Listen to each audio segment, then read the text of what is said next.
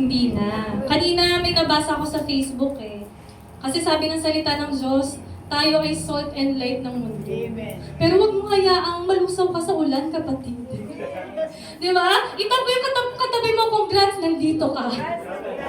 Ayan, hindi nalusaw sa ulan yung mga salt ng Doc GM. So, napakaganda ng ginawa ng Lord sa buhay ng mga kapatid natin na nagpatotoo ngayong umaga. Meron, medyo related siya, no, sa ating pag-uusapan ngayon. So, huwag na nating patagalin. Ang title ng ating devotion ay A Constant Open Heaven, The Life of Apostle Paul. So, kapag sinabi ba nating constant, ano muna ang ibig sabihin nun? Ang constant open heaven is a spiritual concept describing a continuous, unhindered flow of God's presence, favor, and blessings into a person's life.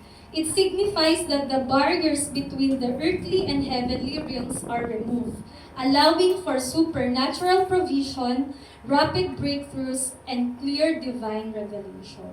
So mga kapatid, sa araw na ito, tunghayan natin, no, sama-sama nating sariwain yung naging buhay ni Apostle Paul. So sino ba si Apostle Paul?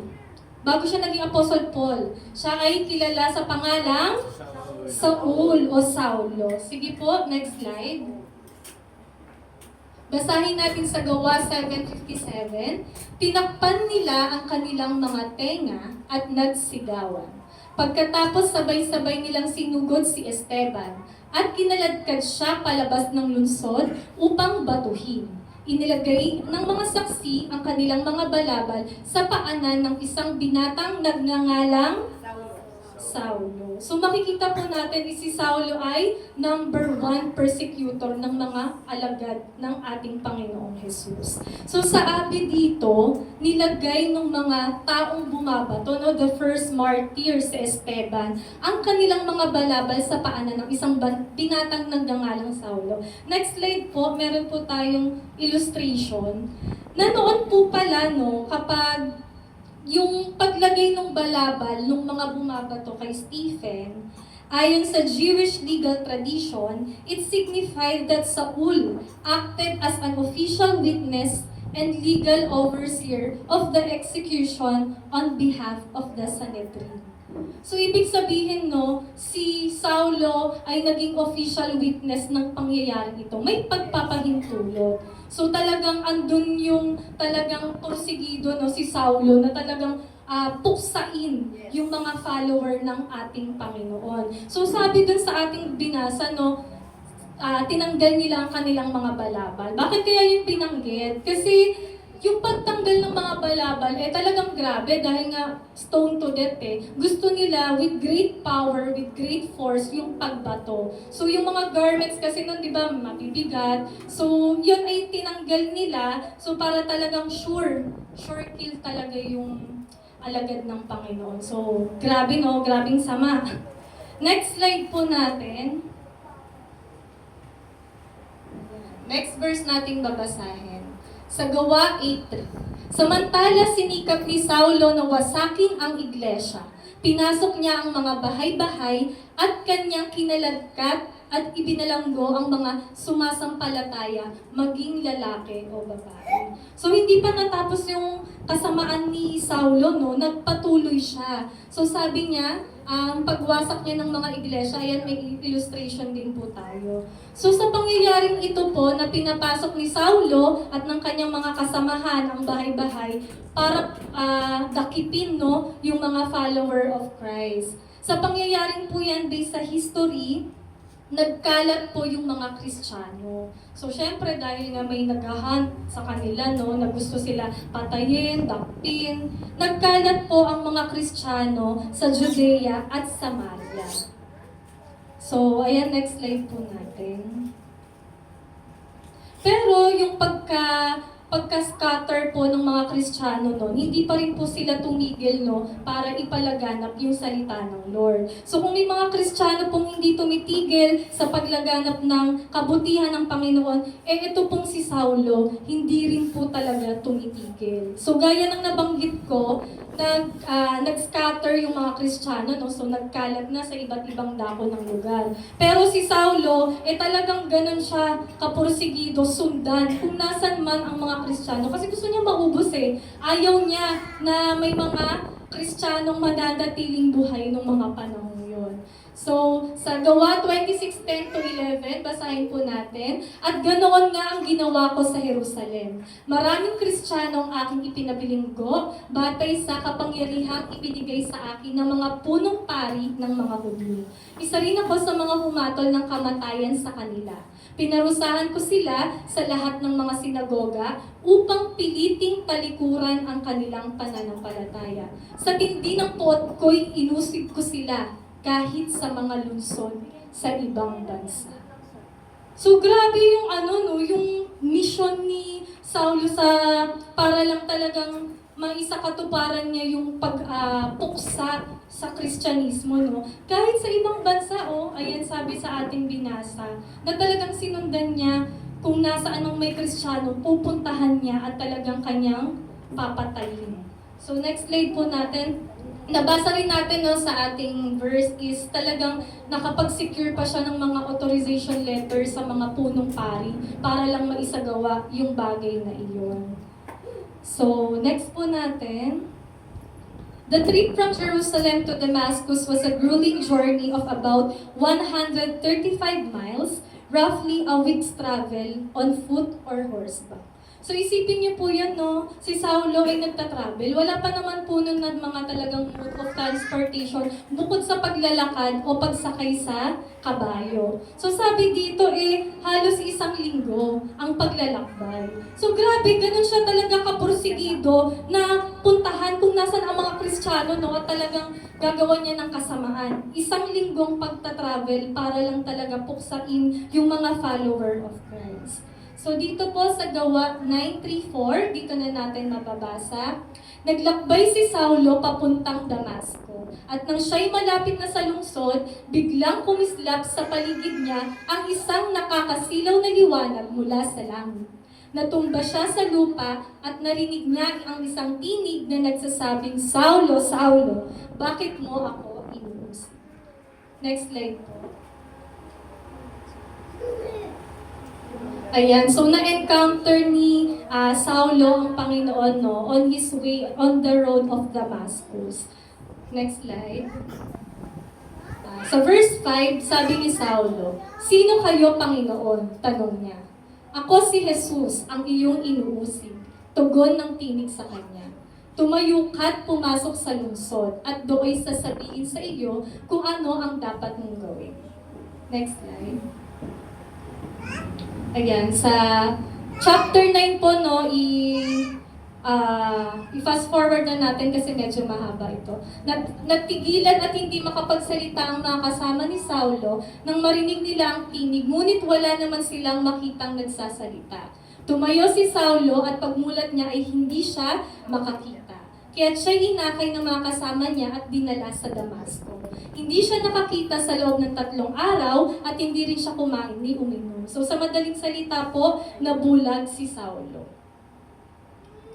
Next slide po. Ayan, sa verse 17, to summarize na lang din po, no, may ginamit po ang Panginoon na lingkod niya na nagngangalang Ananias upang puntahan si Saul at upang ipag-pray nang sa gayon ito'y mapuspos ng Holy Spirit at dumaloy ang kapangyarihan ng Diyos at ito'y gumaling. So basahin po natin dun sa verse. Pumunta nga si Ananias sa naturang bahay at pumasok dito. Ipinatong niya ang kanyang mga kamay kay Saulo at sinabi, "Kapatid na Saulo, pinapunta ako rito ng Panginoong Jesus na nagpakita sa iyo sa daan nang ikaw ay papunta rito.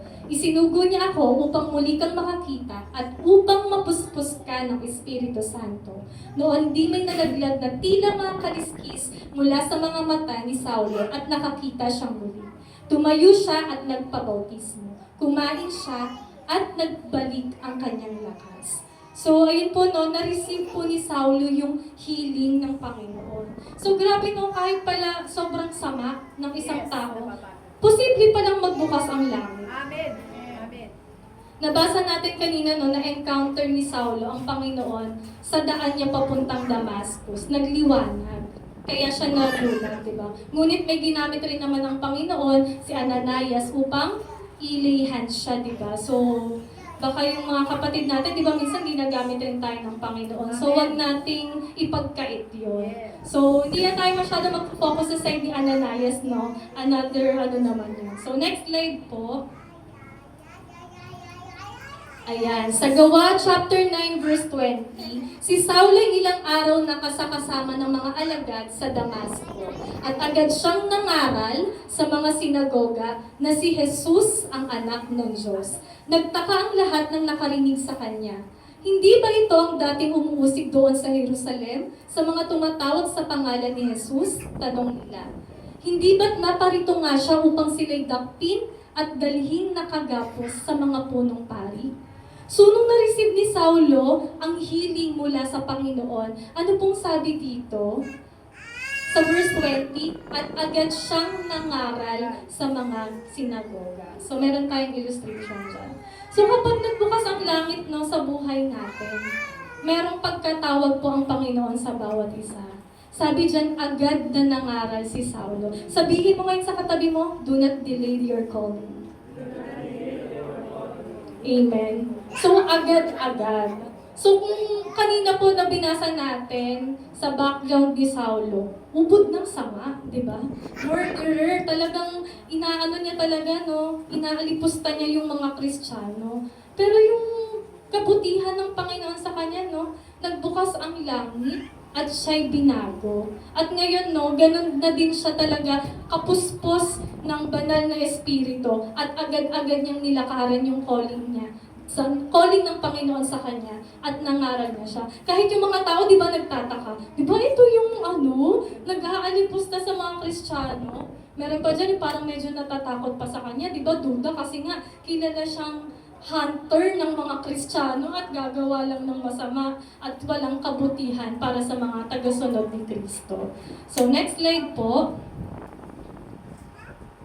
Ayan. So, ito po, sinamarize ko na lang kasi mahaba po ang kwento ni Apostle Paul. So, nilist down ko po dito ang naging start ng ministry ni Apostle Paul. So, yung first journey ni Apostle Paul ay sa Cyprus and Galatia. Yung second journey niya is sa Greece and Asia Minor. And the third journey is Ephesus and Greece.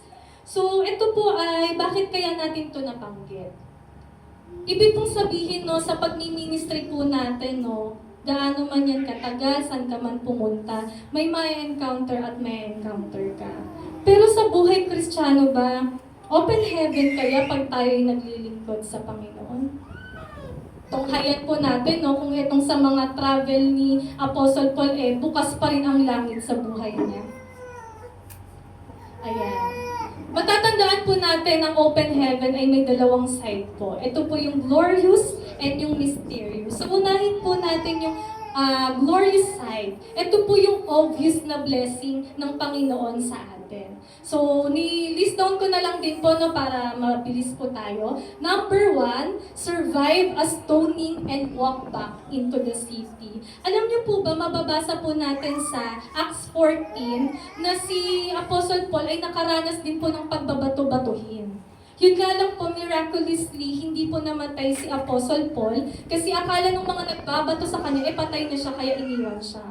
Pero no, siya ay buhay. Pero nung sa pangyayaring iyon, hindi siya natigil. Nagpatuloy siya sa calling niya, sa pagpapalaganap pa rin ng gospel. So, bukas ang langit sa buhay ni Apostle Paul, right? So, sa number 2 po natin, raised Eutychus from the dead after a 3-story fall. So, ito po sa Acts 20, mababasa natin na merong binatang nakatulog. Sa haba ng preaching ni Apostle Paul, sa ikatlong palapag, nahulog ang binatang ito. Pag nabasa po natin sa Acts 20, ang ano po talaga doon, ipatay yung bata. Pero sabi doon ni Apostle Paul, hindi siya patay.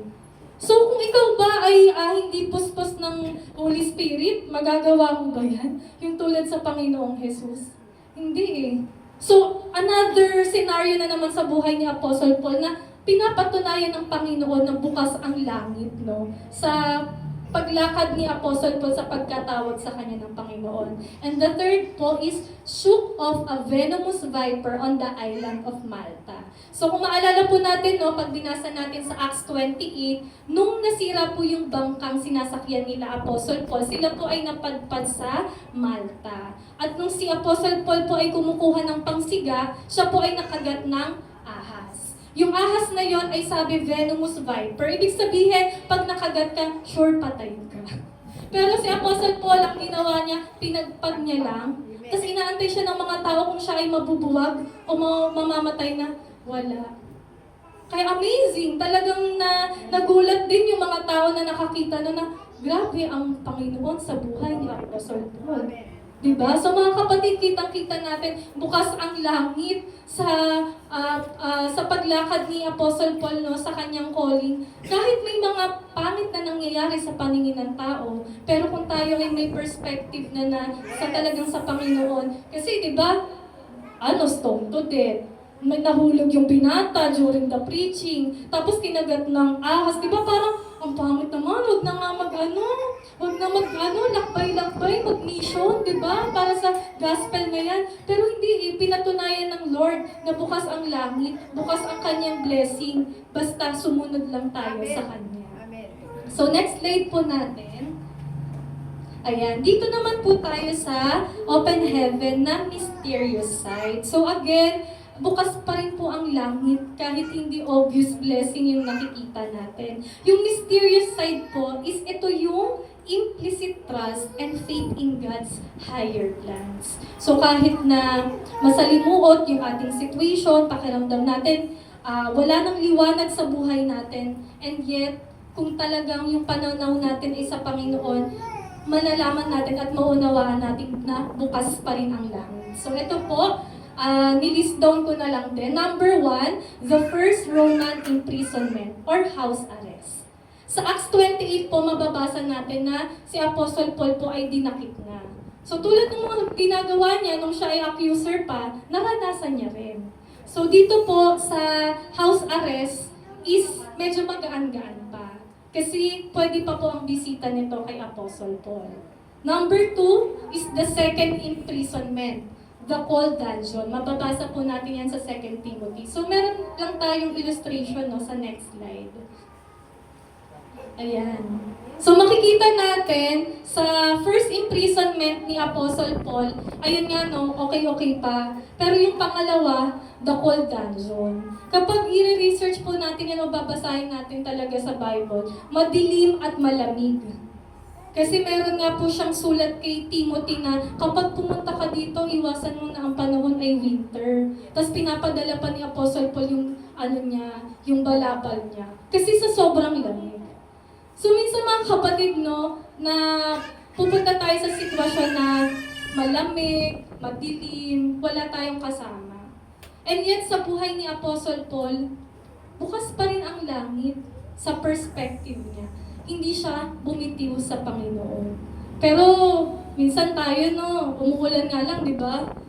Na shaken na agad yung ating commitment sa Panginoon. Pero si Apostle Paul, despite nung mga pagkakakulong sa kanya, ng pagkakadakip sa kanya, wala tayong mababasa na sinabi niyang, Lord, andyan ka pa ba?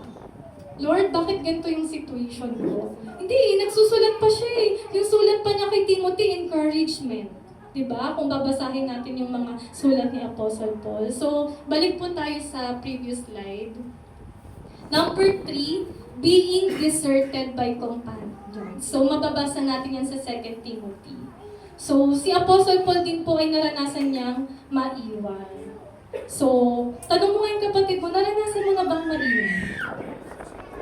Ayan. So, di ba masakit po pag naiwan tayo, lalo na mahal natin sa buhay o talagang co-partner na natin sa mga gawain. Si Apostle Paul po, kung maaalala natin, nabanggit si Demas.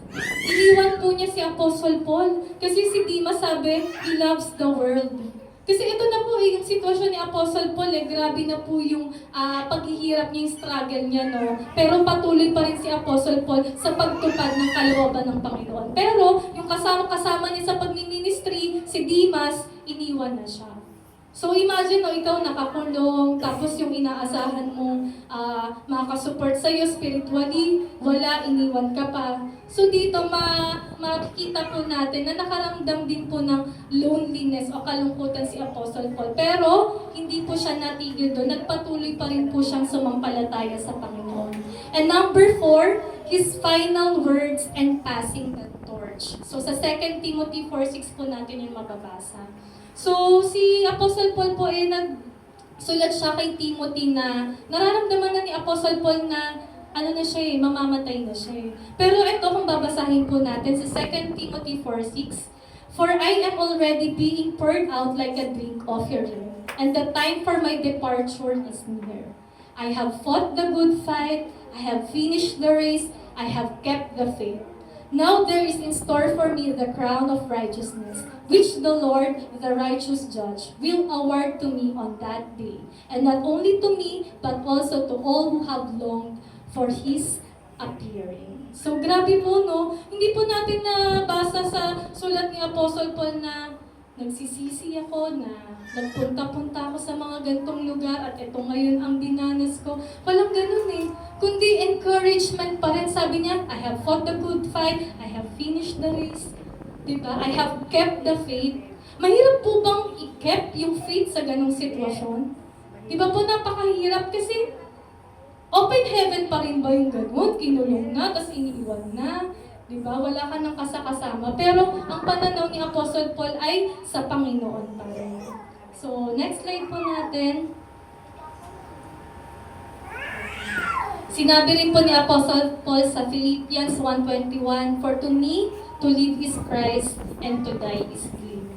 Mga kapatid, hindi man po naitala sa Bible yung pagkamatay ni Apostle Paul. Pero based po sa solid history po ng pangyayari, si Apostle Paul po ay namatay by decapitation or beheading in Rome during the brutal reign of the Roman Emperor Nero around 64 to 67 AD. So ganun po mga kapatid. Ang pagkamatay po ni Apostle Paul ay pinugutan siya ng ulo. So grabe po yung unshakable faith talaga at yung dedication ni Apostle Paul, no, sa paglilingkod sa Panginoon. Dahil dun po na, pagamat sinamarize natin yung mga naging buhay ni Apostle Paul, pero makikita po natin how the Lord transformed him from his past life to etong naging na niya hanggang sa kanyang pagwawakas. Kaya sabihin mo sa katabi mo, your story is not finished. Diba? Kung meron kang naiisip na tao, o ikaw ba yun mismo sa sarili mo, na feeling mo hindi ka karapat-dapat sa Panginoon, na feeling mo ang sama-sama mo, diba? Pero walang imposible sa Panginoon, bukas ang langit. Kayang-kaya na baguhin ng Panginoon ang sino man sa atin. Ngayon, ano po ang iiwan natin sa ating pag-aaral ngayon sa devotion natin? Yung ating mga early Christian, no, yung mga follower, yung mga pinagdadakip noon, yung mga apostol, namatay man sila, pero buhay na buhay ang espiritu nila. Eh kung tayo po kaya, no, buhay na buhay tayo, nandito tayo, nagpupuri sa Panginoon. Kamusta naman kaya yung espiritu natin? Maaaring hindi natin danasin yung ganong kabrutal death ng mga naunang mananampalataya. Sobrang mapalad tayo mga kapatid, diba? So yung mysterious side na naranasan ni Apostle Paul, sinong nakikinabang ngayon? Tayo.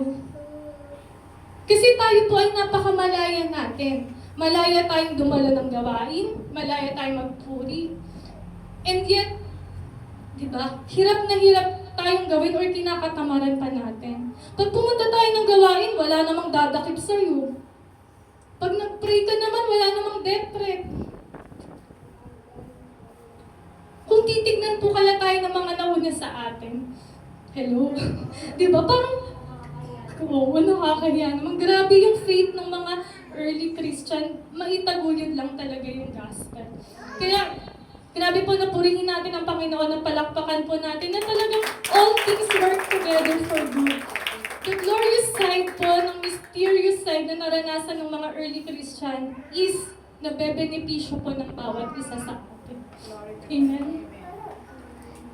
Kasi minsan di ba tayo lang naduduwag tayo na talagang tayuan yung ating pananampalataya. But the sacrifices ng mga early believers, hindi rin matatawaran. Kasi yung faith na na-receive nila is yung mula sa Panginoong Jesus eh. Grabe yung sakripisyo ng Panginoon, di ba? Namatay siya para sa lahat, para sa atin. So ngayon na lang po no, dito sa atin, for example, alam ng mga tao sa school, sa office nyo, Kristiyano ka. Tapos tatawagin ka, uy, ikaw na mag-pray. Pero natuduwag tayo, di ba? Ako guilty din ako doon. You're all guilty na, bakit ako? Di ba? Ganun yung nagiging response natin. Pero yung mga early Christian, grabe yung dedication nila, grabe yung tapang. Ngayon, mainit na usapan. Pag tinanong tayo mga Kristiyano, anong stand mo sa same-sex marriage? Ay, hindi ako nakasagot. Hindi ko na lang sinagot, pastor, kasi respect na lang, respect eh. Respect na lang ba kahit binabastos na yung katwiran ng Panginoon? Meron pong tamang approach na sagutin yung mga ganong katanungan, mga kapatid. Huwag po tayong maduwag. Kasi kung tinanong naman po, ibig sabihin, open-minded yun, no? Na malaman, ano bang stand ng mga Christian? So yan po malimit na parang na-tape yung mga mouth natin to answer kasi naduduwag tayo. Baka iwan ako ng mga friends ko kasi feeling nila pag sinagot ko yun na hindi yun kalooban ng Lord, ginajudge ko sila. Pero wag po tayong maduwag mga kapatid, no? Tayuan po natin ang ating pananampalataya. Meron lang sa news, chinek ko pa sa Google kasi hindi ko masyado in-entertain yun. May nag-rally sa QC. Nagkalat yung mga symbol ng rainbow. Akala ko 3,000 lang yung mga dumalo doon. Pero sinearch ko, around 300,000 yung mga dumalo doon.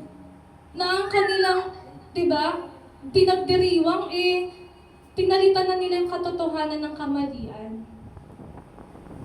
Sa mga churches kaya, no, ilan kaya ang mga mananampalataya sa church? Kahit ngayong Sunday na lang. Wala sa kalingkingan nga ng 1,000. Pero yung mga ganong paniniwala, 300,000 sila nagsama-sama. Kung nabubuhay kaya si Apostle Paul, no, yung mga early Christian, ano kaya yung magiging response? Diba? Yung mga Kristiyano na nanahimik, natatakot ma-judge. Diba? Hindi makapunta sa church, once a week na lang, diba? Wala namang panganib na nagbabadya. And then we Christians, we expect revival from God. We expect breakthrough from God. We expect open heaven from God. Amen. And yet we take lightly the ministry of the Lord. Ay, okay lang, maintindihan naman ni Pastor kasi, diba, samot-sari na yung reason natin. Pero nawa po mga kapatid, no, yung buhay ni Apostle Paul, be a reminder, be an inspiration to us na let us fight, diba? Let us finish the race. Let us keep the faith. Sa mundong palala ng palala ngayon, tayuan po natin yung talagang totoo. Kasi ang katotohanan na magpapalaya sa bawat isa. So dito po ako mga kapatid magtatapos. No matter your past, and no matter how stuck you might feel in your present, your story is not finished. Like Apostle Paul, let us stand firmly in our faith, share the gospel with boldness, and experience a constant open heaven in our lives. Ayun lamang po mga kapatid, to God be all the glory. Amen, praise God. Tunay nga grabe yung journey ni Apostle Paul. No?